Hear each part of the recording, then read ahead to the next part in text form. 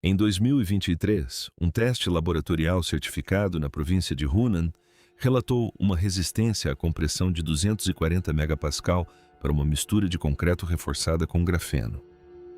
Deixe-me explicar o que isso significa em termos simples. O concreto de alto desempenho padrão atinge um limite máximo de cerca de 100 megapascal. Este material ultrapassou em mais do que o dobro desse valor. A amostra não rachou, ela se deformou. Isso mesmo, o concreto estrutural mais resistente já certificado não se estilhaçou, ele se curvou. Isso não é apenas um concreto mais resistente, é uma categoria de material completamente diferente. E a parte mais impressionante não é a resistência, é que essa mistura se espalhou como água. Deixe seu like e inscreva-se para não perder o próximo vídeo. Ao final deste vídeo, você entenderá exatamente como um material tão resistente aprendeu a fluir. E por que isso muda todos os grandes projetos de construção do planeta. O concreto é o material manufaturado mais consumido na Terra. Mais de 4 bilhões de toneladas são produzidas anualmente. E durante a maior parte do século XX, os engenheiros que trabalhavam com ele operavam dentro de uma limitação tão fundamental que deixou de ser questionada. Transformou-se no ar dentro da sala. A restrição era esta: não se pode ter resistência e trabalhabilidade ao mesmo tempo. Eis o que isso realmente significa ao misturar concreto. Você está combinando cimento agregado e água. A água desempenha duas funções simultaneamente. Isso desencadeia a reação química que faz o concreto endurecer e torna a mistura fluida o suficiente para ser despejada, bombeada e aplicada. O problema é que essas duas funções puxam em direções opostas. Mais água significa melhor fluidez. Melhor fluidez significa concreto mais fraco. A pasta de cimento fica diluída. A estrutura interna torna-se porosa. E a porosidade é inimiga da resistência à compressão, porque cada pequeno vazio dentro de uma matriz de concreto endurecido é um ponto de concentração de tensão e onde as fissuras começam. Imagine uma esponja. Agora imagine tentar fazer essa esponja suportar o peso de um prédio de 10 andares. Os vazios que a tornam flexível são os mesmos que a fazem falhar sob pressão. É isso que uma alta relação água/cimento faz com o concreto estrutural em nível molecular. A resposta da indústria foi minimizar o consumo de água o máximo possível. Na década de 1980, programas de concreto de alto desempenho em instituições como o Instituto Norueguês de Tecnologia e o Centro de Sustentabilidade do Concreto do MIT reduziram a relação água/cimento para menos de 0,3, o que significa menos de 1/3 de libra de água para cada libra de cimento. O resultado foi um concreto com resistência próxima a 100 megapascais. Isso equivale aproximadamente à pressão exercida no fundo de 1 quilômetro de água do oceano sobre cada centímetro quadrado da superfície. Uma verdadeira conquista da engenharia que levou décadas para ser alcançada. Mas isso teve um preço. A maioria das pessoas que lê sobre isso nunca chega a essa parte. O concreto com tão pouca água é brutalmente difícil de trabalhar. Rígido e implacável, exige equipamentos de bombeamento especializados e controles ambientais rigorosos em cada concretagem. Em grandes obras como o tabuleiro de uma ponte à face de uma barragem ou a parede central de um edifício alto, a margem de erro é praticamente nula. Se o momento da aplicação for perdido, a mistura começa a endurecer na tubulação da bomba. A redundância estrutural necessária para compensar essa perda adiciona material, peso e custo a cada elemento da estrutura. A parede não era um problema de materiais, era um problema de física. Todas as tentativas de romper ambas as restrições simultaneamente esbarravam na mesma realidade molecular. E esse era o teto, e ele se manteve por 100 anos. Mas eis a questão. A equipe que finalmente resolveu o problema não atacou diretamente a proporção de água. Eles foram além. As primeiras propostas sérias para usar grafeno como aditivo de reforço para concreto começaram a aparecer na literatura de ciência dos materiais por volta de 2010.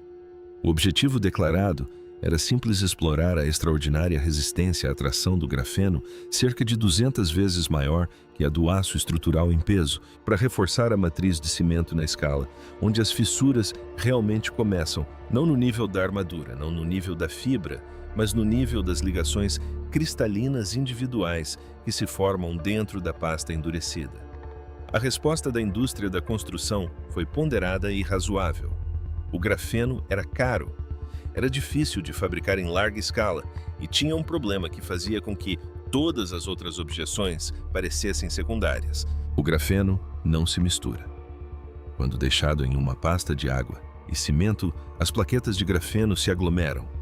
Elas se empilham umas beiras sobre as outras, em agregados densos unidos por forças da Van der Waals, a mesma fraca atração molecular que faz com que as patas da lagartixa grudem no vidro.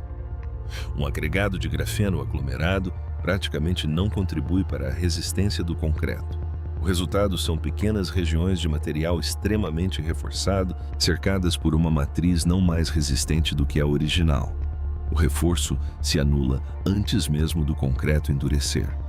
A objeção das principais entidades de materiais foi consistente. O problema da dispersão tornou o concreto com grafeno fundamentalmente inviável em larga escala. O Instituto Americano do Concreto, American Concrete Institute, apontou isso em suas revisões técnicas. Os organismos europeus de normalização observaram a mesma limitação. O argumento não era que o grafeno carecesse de resistência. Os dados sobre isso eram inequívocos. O argumento era que não era possível distribuí-lo uniformemente em uma mistura real, em uma central de dosagem real, em um canteiro de obras real, não em um laboratório, mas em um canteiro de obras. Disseram a mesma coisa sobre a fibra de carbono em compósitos aeroespaciais frágil, que era impossível de fabricar em escala estrutural. Todos sabemos como isso terminou. O que as instituições que rejeitaram a ideia não perceberam foi que um grupo de pesquisadores, trabalhando em diversos programas da Universidade de Exeter, da Universidade de Chongqing e de vários institutos estatais de materiais, não estava tentando dispersar grafeno bruto. Eles estavam fazendo uma pergunta completamente diferente, não como misturar grafeno ao concreto, mas como fazer com que o grafeno permaneça disperso. Não se trata de forçar a separação mecanicamente, alterar aquilo que o atraía em nível molecular. A solução envolvia transformar a superfície do grafeno antes mesmo de ela entrar em contato com uma partícula de cimento.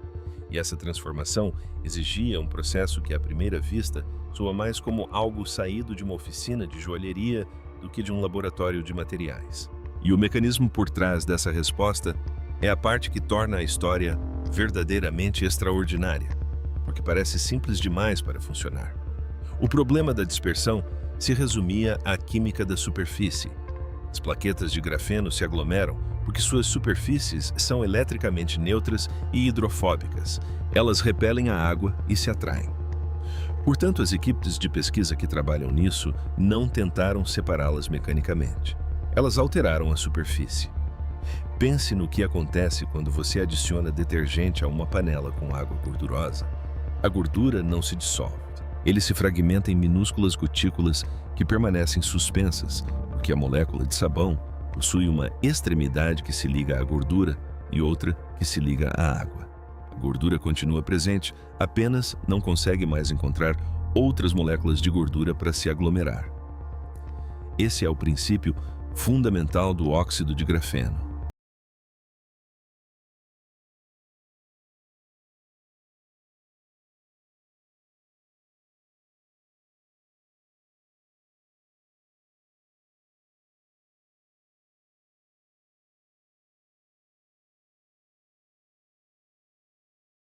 A funcionalização é o que acontece com uma mistura de concreto.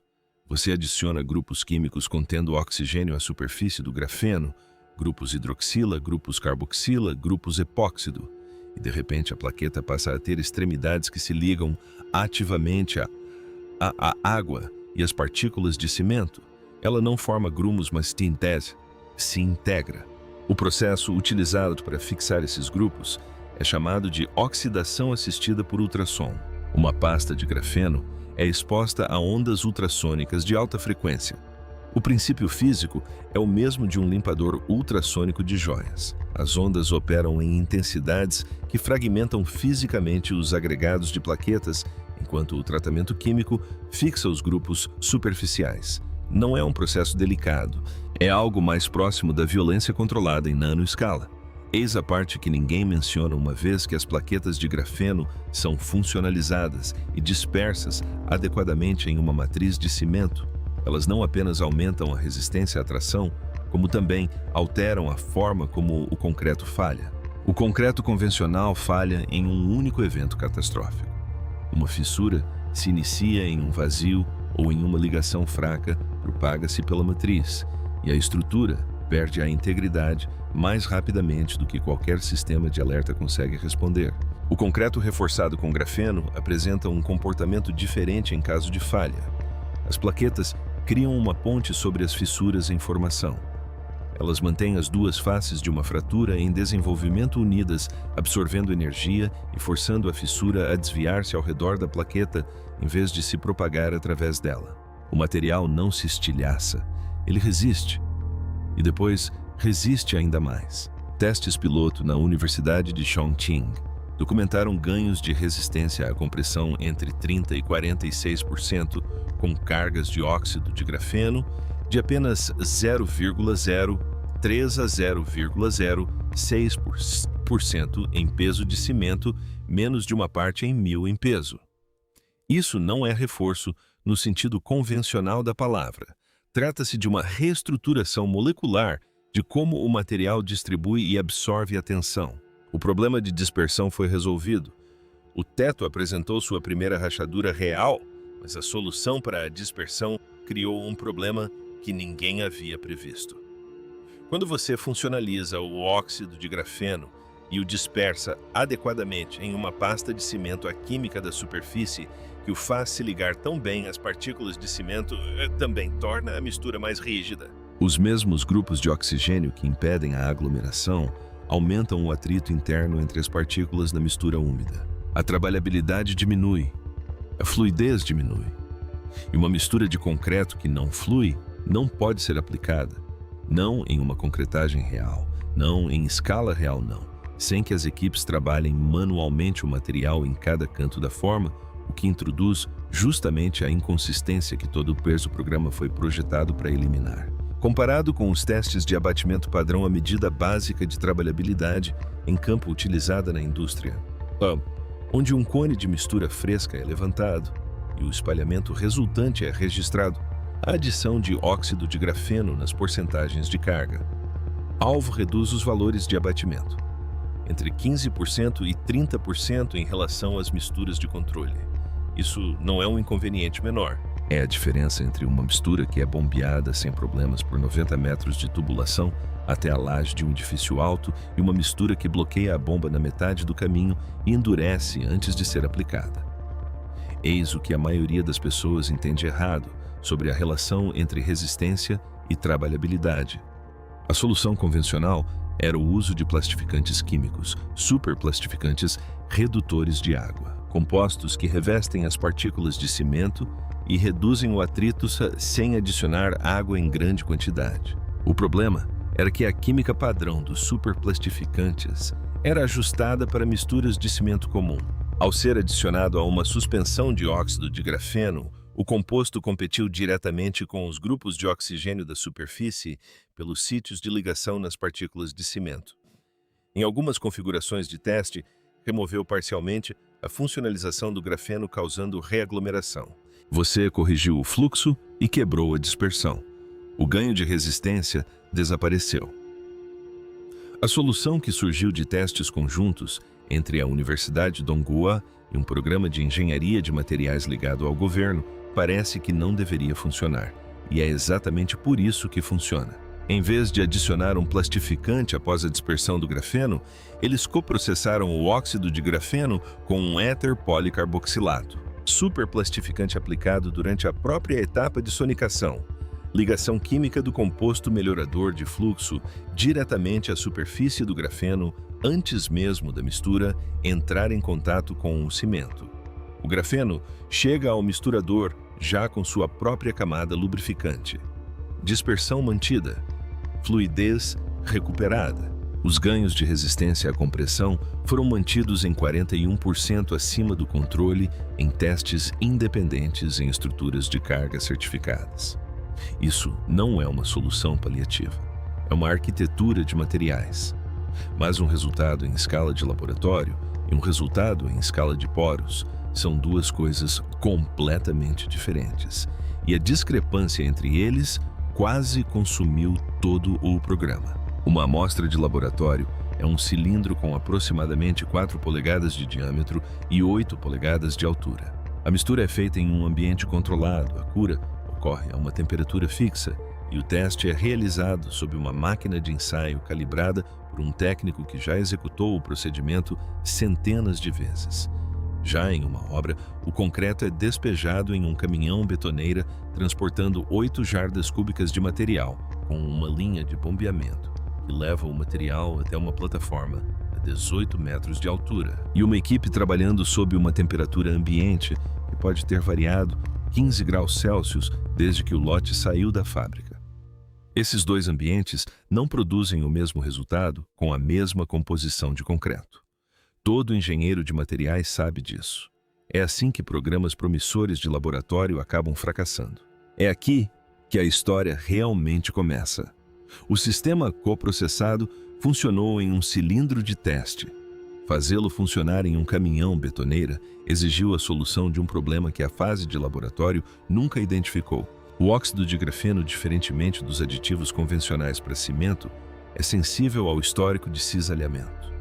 Quanto mais tempo permanece em rotação dentro de um misturador de tambor, mais a estrutura das plaquetas se degrada. A dispersão assistida por ultrassom produz uma geometria de plaquetas específica, otimizada para aponteamento de fissuras. O excesso de cisalhamento mecânico no tambor faz com que as plaquetas comecem a se fragmentar em pedaços muito pequenos para criar qualquer tipo de ponte. Elas continuam dispersas, mas não reforçam mais o tecido. O antigo método de mistura em lotes, que consistia em adicionar todos os componentes na fábrica, misturar em rotações padrão e entregar, destruía uma fração mensurável da contribuição estrutural do grafeno antes mesmo de o caminhão chegar ao local. Testes realizados pelo consórcio de pesquisa constataram uma degradação da integridade das plaquetas entre 12% e 22% em ciclos de mistura padrão em tambor com carga máxima. O novo protocolo inverteu a sequência. A pasta de óxido de grafeno foi injetada a uma taxa controlada no tambor durante a etapa final de mistura após o cimento e o agregado já terem sido combinados e parcialmente hidratados. O tempo de injeção, a velocidade do tambor e a concentração da pasta eram controlados por um sistema de monitoramento em tempo real instalado no tambor do misturador, que rastreava as mudanças de viscosidade e sinalizava desvios dos parâmetros de fluxo desejados. Imagine como um sistema de navegação para a própria mistura que lê continuamente a posição do material, compara com a posição ideal e ajusta a taxa de injeção para compensar. Esse é o tipo de detalhe que quase nunca chega aos relatórios públicos sobre este programa. Pois como? O prazo de aplicação da mistura final foi fixado em 70 minutos da última injeção até a conclusão da aplicação. Se esse prazo for perdido, tanto a fluidez quanto a resistência de adesão diminuem simultaneamente. 70 minutos não é um prazo generoso. Entre 2020 e 2023, 31 projetos de construção em 6 províncias adotaram o protocolo. O resultado combinado de ambos os mecanismos implementados em escala de campo produziu um número certificado que a equipe de pesquisa principal exigiu uma segunda verificação independente antes de publicá-lo. Eis o panorama real. O concreto de grafeno nos níveis de desempenho documentados neste programa custa entre 18% e 30% a mais por metro cúbico do que a mistura convencional de alto desempenho que substitui. A cadeia de suprimentos de óxido de grafeno, os equipamentos de ultrassom química de funcionalização e a infraestrutura de coprocessamento não existem em todas as centrais de concreto. Isso exige investimento de capital, treinamento de operadores e uma disciplina de controle de qualidade que alguns ambientes de construção ainda não conseguem suportar totalmente. Essas são limitações reais. Elas são importantes para os prazos de adoção. D. Quem disser que isso vai substituir o concreto convencional em todos os lugares, amanhã não está sendo sincero com você. Eis o que o resultado certificado realmente mostrou. A verificação independente conduzida pela Academia Chinesa de Pesquisa em Construção e comparada com testes de carga em estrutura metálica na Universidade de Tongji, confirmou uma resistência à compressão sustentada de 240 megapascals em múltiplos lotes de concreto produzidos em condições de campo e não em laboratório. Condições de campo. Esse número representa uma quebra comprovada de um limite que a comunidade global de engenharia de construção considerava fisicamente inalterado há 4 décadas. Para que você possa visualizar isso em termos mais simples, uma coluna convencional de concreto armado, projetada para suportar a carga de um prédio de 30 andares, requer uma seção transversal de aproximadamente 60 centímetros quadrados. Uma coluna moldada com essa mistura suportando a mesma carga requer uma seção transversal de 35 centímetros quadrados. Essa não é uma melhoria marginal. Trata-se de 40% menos material removido da estrutura sem comprometer em nada a capacidade de carga. 40% menos cimento, 40% menos agregado, 40% menos peso transferido para a fundação. A figura secundária é aquela que reestrutura completamente o cálculo do carbono. A produção de cimento é responsável por aproximadamente 8% das emissões globais de dióxido de carbono. Uma redução de 40% no teor de cimento por elemento estrutural aplicada em escala significativa não melhora o perfil de carbono da indústria da construção. Pelo contrário, o reescreve.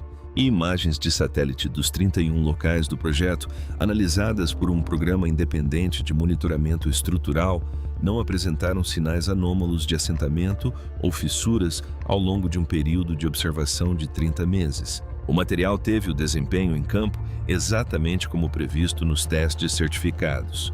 Não se trata de um material promissor, mas sim de um material comprovado. Se esse número te surpreendeu, a próxima parte será ainda mais difícil de acreditar. Inscreva-se para não perder nossa cobertura completa sobre o que acontecerá quando esse material chegar aos programas de infraestrutura que mais precisam dele. A questão agora não é se o concreto de grafeno funciona, mas sim o que acontecerá com a indústria global da construção civil quando ele for implementado em larga escala. Todos os anos, a indústria global da construção civil utiliza uma quantidade de concreto que, se espalhada horizontalmente, cobriria todo o estado da Califórnia com mais de 60 centímetros de espessura. De acordo com a Associação Global de Cimento e Concreto, esse único material gera mais dióxido de carbono do que toda a indústria da aviação, toda a indústria naval e toda a produção mundial de alumínio juntas. A demanda por infraestrutura que o concreto precisa suprir, pontes, túneis, barreiras, costeiras, fundações urbanas em regiões propensas à subsidência não está diminuindo? O Programa das Nações Unidas para o Meio Ambiente estima que até 2050 o mundo adicionará o equivalente a outra cidade de Nova York à sua área construída a cada mês durante os próximos 30 anos. E para a maioria dessas aplicações, o concreto convencional já está sendo levado ao limite de seu desempenho. Aqui está o detalhe que a maioria dos analistas ignora completamente. A verdadeira vantagem competitiva embutida neste protocolo não é o grafeno. O óxido de grafeno é uma commodity comercializada. Qualquer programa de materiais com acesso à pesquisa publicada pode adquiri-la. A vantagem reside na arquitetura de coprocessamento. A sequência específica de parâmetros de sonicação, tempo de injeção, protocolos de velocidade do tambor e limites de monitoramento de viscosidade foi desenvolvida ao longo de 3 anos de iteração em escala de campo. Esse conhecimento não está em nenhuma patente. Ele reside na memória operacional das equipes que realizaram 31 testes e ajustaram o protocolo a cada vez. Reproduzir o resultado certificado exige replicar o conhecimento do processo. Isso leva anos, não meses. Os setores em que isso altera os cálculos de engenharia, em primeiro lugar, não são os mais óbvios. Não são arranha-céus. Esses projetos já utilizam misturas de alto desempenho e possuem a sofisticação necessária em aquisição para adotar novos materiais. Os setores que se mobilizam primeiro são infraestrutura marítima, quebra-mares, estradas portuárias, fundações de plataformas offshore, onde o concreto convencional se degrada por penetração de cloretos em menos de 50 anos, e túneis de transporte, onde a redução na seção transversal da estrutura se traduz diretamente em volume de escavação e, portanto, na viabilidade do projeto. Uma coluna de 35 centímetros, em vez de uma de 60 centímetros, é uma nota de rodapé em um arranha-céu. Em um túnel escavado sob uma cidade, é a diferença entre um projeto viável e um que nunca recebe financiamento. A Sociedade Americana de Engenheiros Civis, ASC, e destacou os compósitos cimentícios avançados, incluindo misturas reforçadas com grafeno, como uma categoria prioritária de materiais em sua agenda de pesquisa em infraestrutura para 2023. O caminho da prioridade de pesquisa à adoção de um padrão normalmente leva uma década na construção civil. Polímeros reforçados com fibra de carbono foram classificados como experimentais na indústria aeroespacial em 1965. Em 1985, já eram utilizados como elemento estrutural em aeronaves comerciais. 20 anos do impossível ao estrutural. O limite aqui nunca foi financeiro, sempre foi técnico. E o que essa quebra de limite realmente significa para o mundo é algo que leva um tempo para ser totalmente compreendido. Todas as grandes estruturas construídas no século passado foram dimensionadas para um limite material que não existe mais. As pontes, os túneis, as defesas costeiras, as fundações urbanas que sustentam cidades construídas sobre argila e aterro. Todos eles foram projetados para um mundo onde o concreto tinha um limite de desempenho fixo e a única resposta para suas limitações era usar mais dele. Mais material, mais cimento, mais carbono, mais peso pressionando as fundações feitas do mesmo material confinado. O que o concreto de grafeno provou não em laboratório, não em simulação, mas em 31 concretagens em canteiros de obras reais, é que a condição de confinamento não era uma lei da física, era um limite da química. E a química, ao contrário da física, pode ser reescrita. Se você chegou até aqui agora, entende mais sobre concreto estrutural e ciência dos materiais do que a maioria das pessoas que escrevem sobre isso profissionalmente. O mundo está prestes a construir mais infraestrutura do que em qualquer outro momento da história. O material que realiza a maior parte desse trabalho agora pode ser utilizado com 40% menos volume, com mais do que o dobro da resistência certificada e com um comportamento de fluxo que se adapta aos equipamentos e equipes já presentes no local.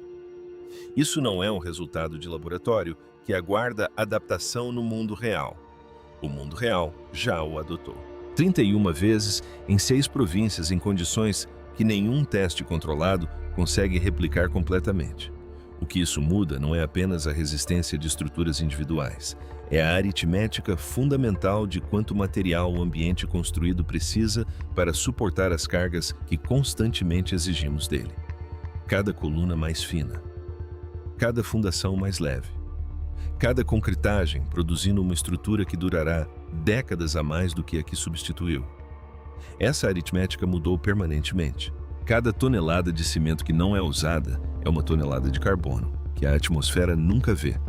Agora que isso mudou sua forma de pensar sobre materiais de construção e como será o futuro da infraestrutura, clique no botão Gostei e inscreva-se para não perder as próximas novidades. Agora quero saber sua opinião nos comentários. Será que a indústria da construção civil deveria se apressar e adotar o concreto com grafeno em larga escala, agora mesmo?